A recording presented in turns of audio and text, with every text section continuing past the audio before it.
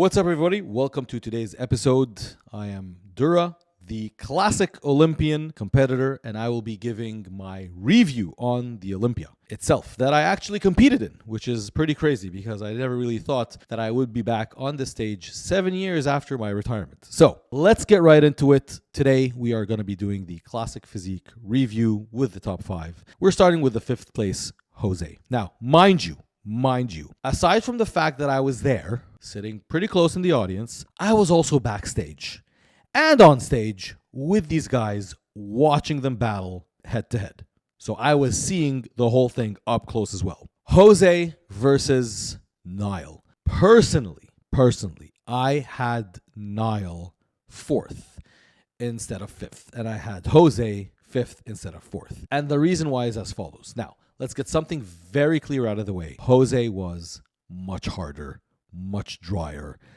The muscles were just like fucking dry stone. All right. There was not an ounce of water or fat on that guy. But having said that, Niall was conditioned enough. Very dry, no water as well. The muscles aren't as dense, I would say, or mature as Jose, but Niall's proportions, I feel personally, again, remember, it's a very subjective sport. Everyone will see things differently. Even the judges might disagree on a few things. But I personally had Niall in 4th because of his structure. His structure is more of a classic guy's structure. That tiny waist, I feel that Jose's waist is a little bit wider. And the proportions with his legs don't give that much of an X-frame the way Niall does. You look at Niall and it's just, his physique is comical. Something straight out of a comic book. Tiny waist, very good arms, shoulders, chest is really full. He was dry enough. The quads are crazy, and trust me, man, they were crazier in person. I was in that first lineup, and I remember when I was in line, and when we came out, in my head I was like, fuck, really with Niall and Michael Daboul, who's like one of the most conditioned guys on stage. So as much as I was having a good time, I was not having a good time because I was like, holy fuck, I'm gonna be compared to the top 7 or top 8. 2 of them. And then I had Logan Franklin a few spots besides me. Between the two, I personally had Niall ahead just because of his structure. I feel it's more classic. Jose is kind of a better bodybuilder, but bodybuilder, not classic bodybuilder, if you understand what I mean. Now, when we look at the top 3, let's start with Terence Ruffin. So Terence, I think Terence has the most classic physique in the whole lineup. In terms of classic physique, classic shape, just shape. We're not talking size. We're not talking condition. In just shape, I think Terence is Mr. Olympia. The only thing Terence lacks at this point is size. When he is stacked next to Mike Sommerfeld and Ramon, he loses a lot of that size. Kind of gets lost in between the two of them. His structure is still very eye-grabbing. Your eyes go to his that shape, that waist, the way he even poses. His posing was an absolute masterclass. I would pay tickets to go see that guy just pose again. It was a show in Vegas to go see his posing routine. Just unfreaking believable. I was in awe. The physique, obviously very worthy of a top 3, but lacks the size to be competitive for that first spot. Now, Mike Sommerfeld. So obviously everyone had Mike first place leading up to the show, considering how he looked in last year. And then the progress pictures leading up to the show were all indicating that Mike was going to be a better version of last year, which would almost be honestly impossible to beat. Until the Brazilians did what the Brazilians do. They backed their boy up, they made a lot of noise, and they demanded that the heights be remeasured, which you can't blame them for, considering that Mike has a video of himself saying that he is under 5'9". And the internet is just an amazing place where things never go away, and that's why you should always do your best to not put anything that can be held against you one day. That includes any type of indecencies, bad comments. You never know, man. Maybe you're going to be run for president one day, and someone's going to, pop a comment that you made on Instagram telling a girl that you want to lick her feet or something. I don't know, right? I don't know what kind of fetishes you guys have out there. keep it to yourself. Don't post it on the internet because it will haunt you one day if you plan on going places. So that's what happened with Mike. The internet got him. And he had 7 days to lose about 14 pounds because he was over 212, right? And I'm guessing he would have been like maybe 211 point something, which was the weight cap above 5'9".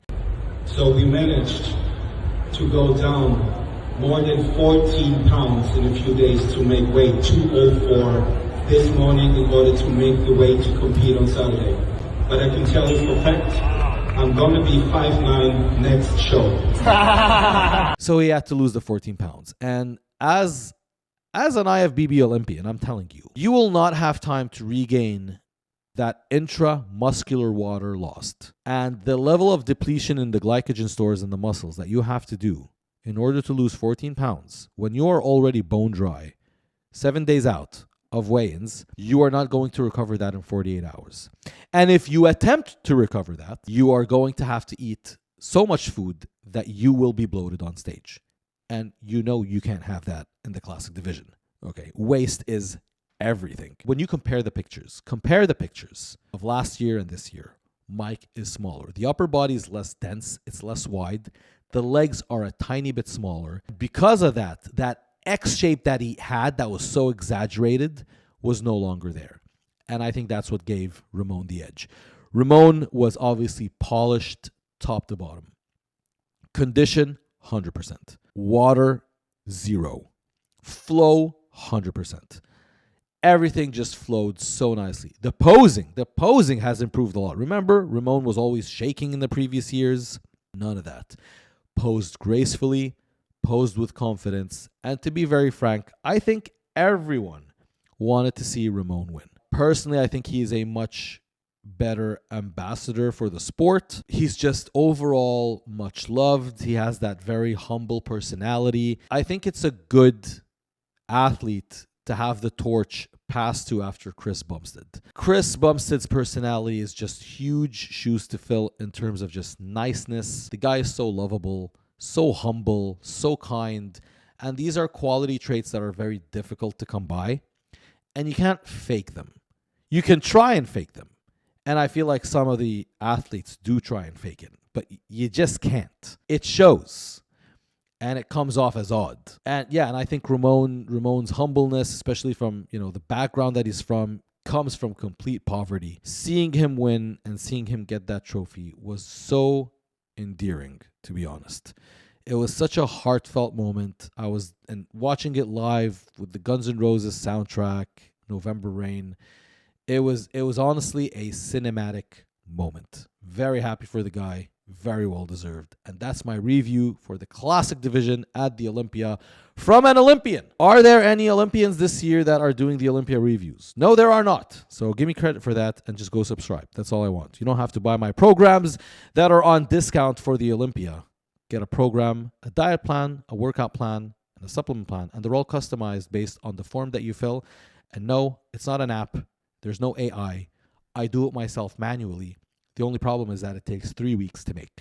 That's why there's a very long wait. It's because there's a long waiting list and it takes a long time to do them. But you can get a full program from an Olympian competitor in the link below. And that's it for today. And I will see you tomorrow with the men's open review. Did Hadi actually deserve to win? And that's what we are going to be talking about. And one more thing. Is Nick Walker getting worse every year instead of better? That's something we're also going to be reviewing.